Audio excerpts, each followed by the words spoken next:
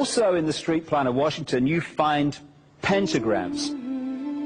So here we have two pentagrams in the street plan of Washington. The top one points into the Capitol building, and the one at the bottom points into the White House.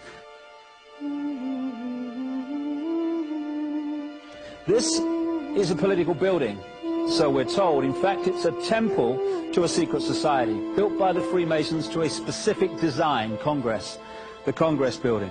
Where did it get its name from? Capitol Hill, from a sacred place of the Roman Brotherhood going way back called Capitoline Hill. And when Madeleine Albright, high priestess of this brotherhood, became Secretary of State, and she went across on her first overseas visit to Europe, she actually went to Rome and made an official visit, what for her would have been a pilgrimage to Capitoline Hill in Rome, and that's where we get Capitol Hill from. This is George Washington.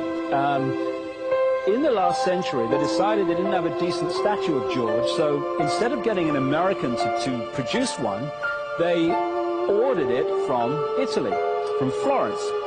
And when it arrived on the dockside, people were staggered, because here was George, the first president of the United States, depicted naked from the waist up with this cloth over his Bill Clinton's, and then pointing up one arm, pointing down the other. What's going on? Unless you realize where these people are coming from, it's inexplicable. Well, if you just hold that in your mind, arm up, arm down, naked from the waist up, and then Bill Clinton's covered in a piece of cloth, well, this is where it's coming from. This is the ancient depiction of the compilation of the negative force symbol that the Templars worshipped, or the high-level Templars worshipped anyway, called Baphomet. And this is why that they depicted George Washington in that way.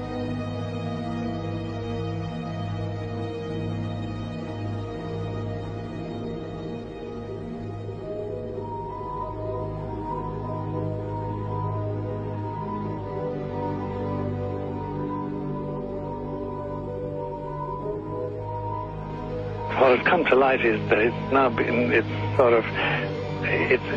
is not so surprising for a lot of people that there are covens amongst the very educated class, architects, doctors, lawyers, priests, brokers, and the leisure class.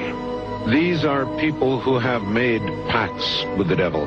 That's right. It's really the best, the more accurate way of describing would be that they have indulged themselves in the worship of the goat, of the prince, of the serpent, of Satan, of Lucifer, and they lead perfectly normal lives. They're jewel merchants. They travel. They're prominent in their own way, but they do have this indulgence.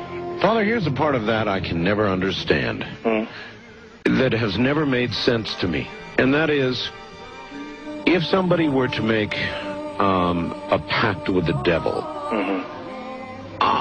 then obviously the implication is if the devil is there to make a pact with them, to make a deal, to make their life, this short mortal life on earth, pleasurable, with money or women or travel, or more interesting, whatever it is they want. Yes. Then they are aware of the presence of the devil, and they are obviously aware then of the presence of God as well, and they nevertheless make a conscious, stupid, short-term, blind choice to take what they can get in this lifetime. And to embrace one, you must embrace the other. It's not like it's some wishy-washy person. I know you do. It is a very not easy to understand, except when you talk with them, when they let their hair down and peel grapes, as we say, and when they're on their way to being cured of or healed is the proper word. You find that there's an exhilaration and a satisfaction which is both sensual and sexual and mental when they really indulge in Luciferian worship. There is a peculiar exhilaration. Like a drug, then?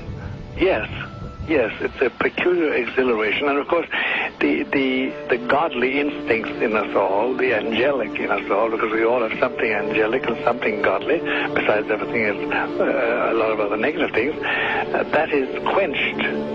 And you find in them a horror of anything what we call sacred and holy or sacrosanct, or the idea of the idea of the sacred, of the awesome.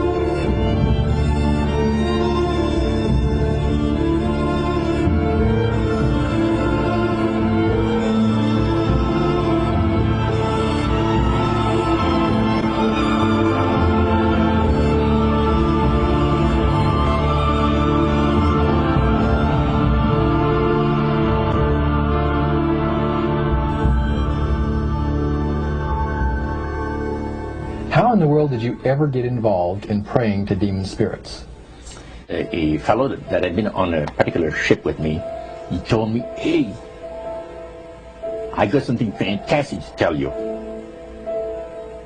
He said, "I am affiliated with people that speak with the spirits of the dead. How would you like to talk to the spirit of your dead mother?" And I was shocked. I was shocked. He said, "You wouldn't be afraid of talking to the spirit of your dead mother, would you?" Well, I said, "I'll tell you what, I would have to give that some thought, because it's something I never thought about before in my life." Most of us probably haven't. A little afraid of something like that. Well, he said, you know, it's written all over your face. You're afraid of going to a seance. But he says, "I know you. He's going to come."